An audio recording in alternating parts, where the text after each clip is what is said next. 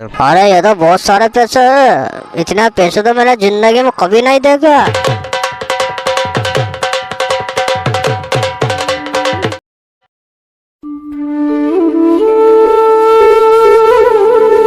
अरे बेटी सीमा, तुझे पता मैंने तेरे लिए एक रिश्ता तैयार कर लिया है।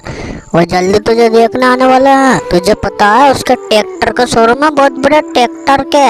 वो बहुत करोड़पति है। आज शाम को वो रिश्ते वाले आने वाले हैं, तो अच्छे से तैयार हो जाना। चलो मैं अब बाजार जाता हूँ और सगाई के सामान लाता हूँ। तेरी डायरेक्ट सगाई कराएंगे। मैंने तेरा फोटो उनके व्हाट्सएप पर सेंड कर दिया था, उनको तो पसंद आ गई है। अब वो डायरेक्ट सगाई करने आ रहे हैं।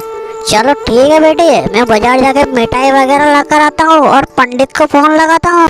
चलो चलता हूँ मैं। और एक और सुरेश बाजार में चला जाता है और ये रमेश मोहन से कहता। आराम, मैंने सुना तेरा सुरेश जी के यहाँ से बात आ रही है रिश्ते की, और आज तो सगाई करने जा रहा है। ये बात सच है क्या? अरे रमेश भाई, ये बात बिल्कुल सच है। मेरे ट्रैक्टर के शोरूम का नाम सुन के उस सुरेश ने हाँ कर दी अपनी लड़की के लिए। आज मेरी सगाई है वहाँ पर, तुम भी चलो मेरे साथ। वहाँ पर मिठाई खाना और मुर्गा वगैरह सब बनाया उन्होंने। चलो चलते हैं अपन दोनों। रमेश कहता है। आराम, ये बात क्या कहते ना, मेरा दिल ऊंचा कर दिया। चलते हैं। मुझे वैसे भी मुर्गे की बहुत याद आ रही है, मुझे मिठाई खाना का ही मन हो रहा है। चलो चलते हैं। और फिर रमेश और मोहन सुरेश भाई के यहाँ आ जाते हैं। तो रमेश कहता है। अरे सुरेश जी, और क्या माल पानी बनाया है तुमने? मैंने सुना तुमने मुर्गा बर्फी मंगाई है। सुरेश कहता है। अरे मोहन जी, ये तुम्हारे किस भिखारी दोस्त को यहाँ पर लेकर आ गए हो? ये आते ही खाने पीने की बातें कर रहा है। यहाँ रिश्ता देखने आया है कि मुर्गा बर्फी खाना है तुम? ये कैसे भिखारी दोस्त को लेकर आ गए तुम? मोहन कहता है। हो। और सुरेश जी, इसके बात को तुम बुरा मत मानो। इसके बाप ने भी कभी मुर्गा नहीं खाया, इसलिए ये मुर्गा बर्फी खाने की कह रहा है। इसके गांव में एक आदमी मरा था जो बहुत बड़ा सरपंच था। जब भी वहाँ पर भिखारियों के लिए एक मुर्गा बनाया था, जब इसने मुर्गा खाया था, मुर्गा खाए से 8 साल हो गए, इसलिए ये मुर्गे के लिए मर रहा है। इसलिए मैं इसे यहाँ भिखारियों की तरह लेकर आ गया हूँ कि चलो, ऐसे भी बचा कुचा खाना तो तुम कुत्तों को डालोगे, तो ये कुत्ता समझकर इसको खिला देना। रमेश कहता है। मुझे क्या तेरा कुत्ता बोला कह रहा है? एक चाटा मारवान तेरा तो चट्टी में से मूत निकल जाएगा तेरा, समझ गया? मैं जा रहा हूँ यहाँ से, समझ गया? तो और मुझे नहीं खाना कोई मुर्गा। साला तना तो मुझे भिखारी समझ लिया। सुरेश कहता। अरे रमेश भाई, बुरा क्या मानते हो तुम? अरे तुम यहाँ आए हो तो भिखारी नहीं हो तुम मेरे जमाई के साथ आए हो, तुम मेहमान हो, मेरा मेहमान। अब जल्दी से तुम यहाँ पर बैठ जाना। अभी मैं अपनी लड़की बुला के लाता हूँ, पहले सगाई होगी, उसके बाद खाना वगैरह सब होगा, ठीक है ना? चलो मैं अपनी बेटी को बुलाने जाता हूँ। और फिर सुरेश अपनी बेटी को बुलाने आ जाता है। अरे बेटे सीमा, जमाई जी आ गया तो अच्छे से तैयार होगी ना? मैंने पंडित को फोन लगा दिया है। चलो पीछे के वहाँ पर सगाई कर लेंगे हम, पीछे वाले गार्डन में। चल तो पीछे वाले गार्डन में चल, मैं उनसे बात करके आता हूँ, मैं उन्हें वहीं लेकर आता हूँ। फिर सुरेश वापस मोहन के पास आ जाता है और कहता है। अरे मोहन मेरे जमाई, मैंने पंडित वगैरह को बुला लिया। सीमा भी वहाँ पीछे गार्डन में पहुँच चुकी है। जल्दी चलो, वहाँ पर सगाई करनी है। मोहन कहता है। अरे सूरज जी, ये तुमने क्या सगाई वगैरह लगा रखी है? जब देखो सगाई। मुझे सगाई वगैरह नहीं करनी है, मैं डायरेक्ट शादी करना चाहता हूँ। और शादी करने से पहले मुझे 2 लाख रुपए चाहिए। जल्दी से मेरे बैंक में 2 लाख रुपए डाल दो, क्योंकि तुम गरीब नंगे हो। क्या पता तुम मुझे मार के मेरी प्रॉपर्टी नाम करा लो, इसलिए मैं पहले 2 लाख रुपए लेना चाहता हूँ तुमसे। मैं तुम्हारी हैसियत देखना चाहता हूँ कि तुम्हारे पास 2 लाख रुपए भी है या नहीं है। सुरेश कहता है। अरे मोहन जी, 2 लाख रुपए क्या बात है? मैं तुम्हारे खाते में 2.5 लाख डाल देता हूँ। वैसे भी मैं अपनी बेटी को ही दे रहा हूँ, दहेज समझ के रख लो। अभी मैं तुम्हारे बैंक में पैसे डालता हूँ। कुछ देर बाद मोहन और सीमा की पीछे गार्डन में सगाई की जगह शादी धूमधाम से हो जाती है।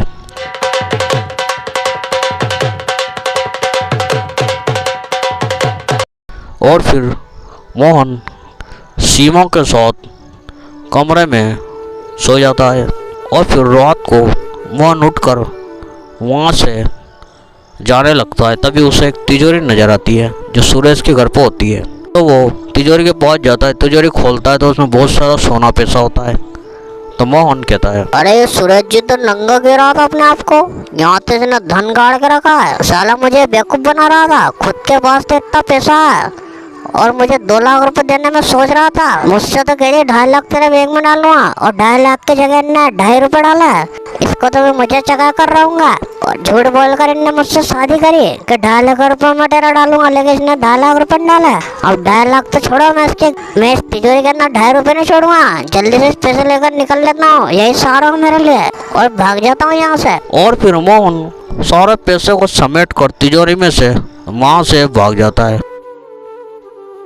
फिर अगले दिन सुरेश अपनी बेटी सीमा के पास आता है और कहता है, अरे बेटी सीमा, मैं तिजोरी के लिए पैसे निकालने गया था, लेकिन तिजोरी में तो कुछ पैसे नहीं है। हमारे पैसे कहाँ चले गए? लगता है वो मोहन पैसे लेकर भाग गया। मैंने उसके बैंक में 2.5 लाख रुपए डालने की कही थी, लेकिन मैंने उसके 2.5 लाख रुपए डाला, बल्कि 2.5 रुपए डाला। उसने जब बाद में खाता चेक करा होगा तो उसने समझा होगा कि हमने उसके साथ फ्रॉड करा, इसलिए वो हमारे पैसे लेकर भाग गया। अरे बेटे सीमा, वो पैसे तो सरपंच साहब के थे। सरपंच साहब ने मुझे रखने के लिए दिया था कि तू अपने घर में रख लेना सूरज बेटा, मैं तुझसे कल ले लूंगा, क्योंकि वो पैसे रिश्वत का था। लेकिन बेटे सीमा, अब मैं सरपंच साहब को क्या जवाब दूंगा? ये सरपंच साहब तो मुझे गोली से मार देंगे बेटी, अब हमारी जिंदगी तो बर्बाद होगी। अब मोहन को कहाँ ढूंढने जाऊँ मैं?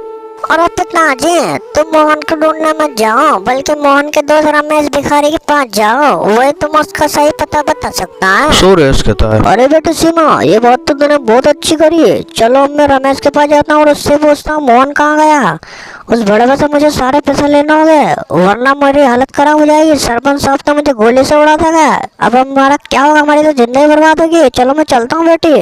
और फिर रमेश डरा डरा पूरे गांव में रमेश को देखता है, तो उसे रमेश नजर आता है। तो रमेश के पास वो सुरेश आता है और कहता है, अरे रमेश भाई, वो तुम्हारा दोस्त मोहन कहाँ गया? नजर नहीं आ रहा है वो, मैं कब से पूरे गांव में ढूंढ रहा हूँ। तुम्हें कुछ पता है उसके बारे में? रमेश कहता है, अरे सूरज जी, वो तुम्हारा जवाई है या मेरा जवाई है? तुम्हें याद रखना चाहिए नहीं कि तुम्हारा जवाई कहाँ गया। अब तुम्हारे जवाई के भी मैं ध्यान रखूंगा क्या? कल से तो तुम अपनी बेटी के ध्यान में मुझसे रखने कहोगे। मुझे क्या तुमने फालतू समझ रखा है क्या? एक मुर्गा क्या खिलाया था तुमने, तुम मुझे मुर्गा समझने लग गए। जल्दी से यहाँ से चल जाओ तुम, वरना अभी मेरा दिमाग खराब हो गया। तो मैं तुम्हारे चाटे मार मार के इतना गाल सुझाऊंगा कि कभी हरा गाल नहीं होगा तुम्हारा।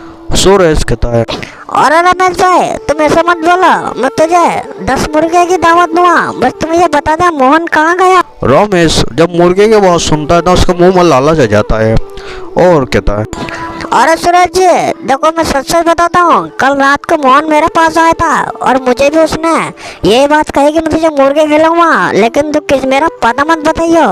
लेकिन उस भड़वे ने मुझे पता ही नहीं बताया कि वो कहाँ गया। अब मुझे समझ नहीं आ रही कि वो कहाँ गया।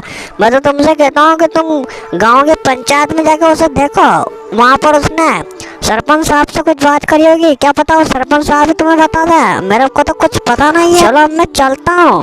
और एक टेक और रमेश भी वहाँ से चला जाता है। और फिर सुरेश मोहन को पूरे गांव में देखता रहता है, लेकिन उससे मोहन कहीं नजर नहीं आता। और इस तरह सुरेश बहुत मायूस हो जाता है। हमारी वीडियो पसंद आए तो चैनल को सब्सक्राइब जरूर कर देना।